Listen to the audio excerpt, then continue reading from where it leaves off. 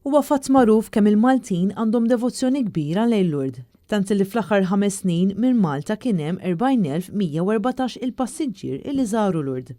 U biex tkompli tiżdied ir-rabta bejn dawn iż-żewġ pajjiżi, issa l-lingwa Maltija hija preżenti fil-ħanut tal-kotba tas-Santwarju ta' Lourdes permezz ta' ktieb miktub minn awtur Malti.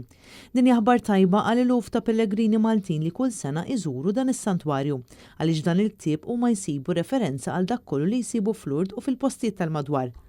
Normalment mill-bookshop tas-Santwarju jinbijaw biss kotba bis-sitt lingwi uffiċjali tal-post, jiġifieri bil-Franċiż, Italjan, l-Ispanjol, l-Ingliż, Ġermaniż u Olandiż. Iżda issa hemm ukoll għall-beħ il-ktieb tal-awtur Malti Michael Caruana, intitolat Pass Pass f'Lourdes u fil-madwar. NetNews kellem mal-awtur ta' dan il-ktieb fejn qasam magħna sodisfazzjon kbir tiegħu li dan il-ktieb jinsab għall-beħ propju f'Lourdes. Iktar milli ta' sodisfazzjon għalija, naħseb huwa iktar ta' sodisfazzjon għall-pajjiżi għall-fatt li għall-ewwel darba ktieb bil-Malti ġie aċċettat fil-librerija tas-Santwarju ta' Lourdes ma' 6 lingwi uffiċjali li hemm ġewwa s-Santwarju. U dan ġifieri intqal lili mill-kap stess tal-librerija female illi batet li dan l-aħħar.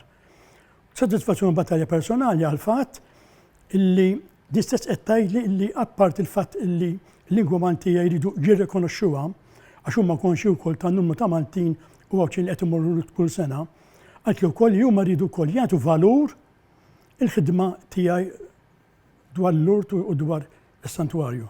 Waqt żjara f'Lourdes, Michael Caruana ppreżenta kopja tal-ktieb tiegħu lil David Torkala, id-direttur il-ġdid tal-Uffiċċju Komunikazzjoni tas-Santwarju. B'Torkala ifaħħar l-impenn ta' Caruana u l-ħidma tiegħu favur is-Santwarju.